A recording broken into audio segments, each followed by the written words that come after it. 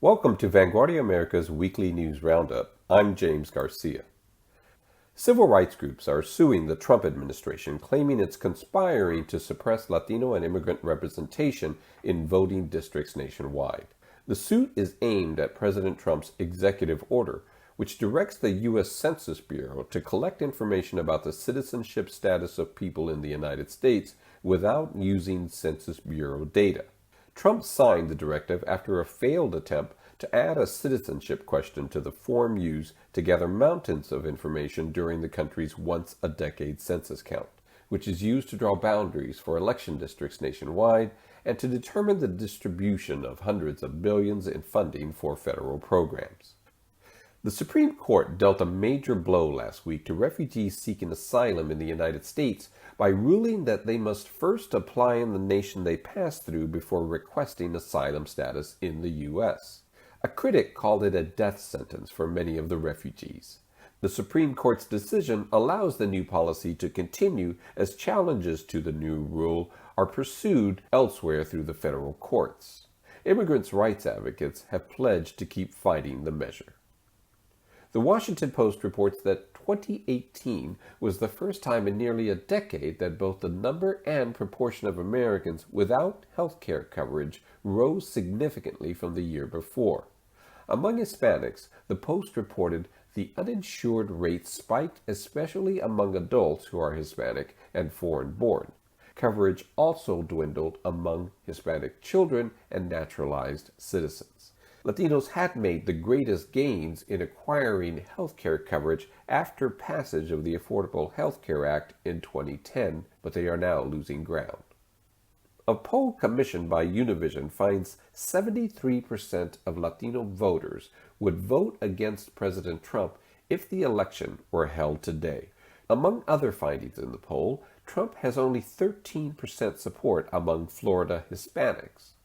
In Texas, Latino voters could help flip the state for Democrats. Former Vice President Joe Biden and U.S. Senator Bernie Sanders are the top picks so far for Latinos among presidential contenders.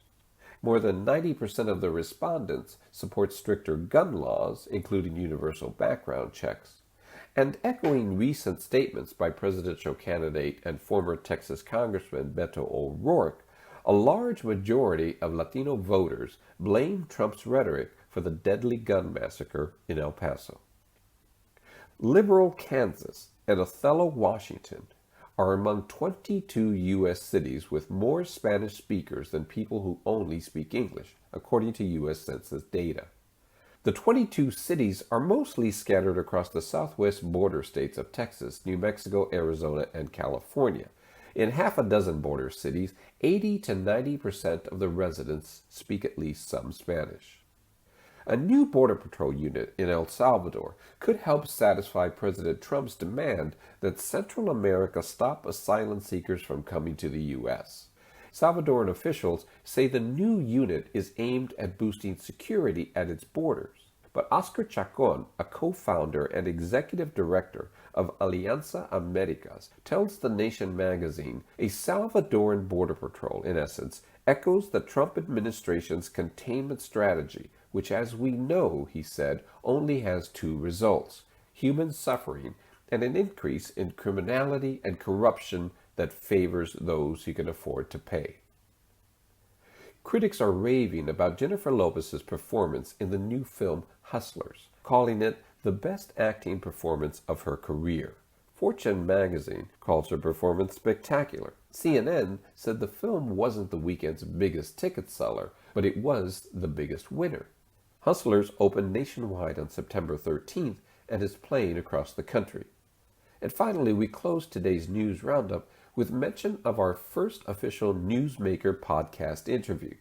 This week, Juliana Cabrales of Naleo talks about the organization's annual partnership with the American Immigration Lawyers Association to host Citizenship Day workshops across the country.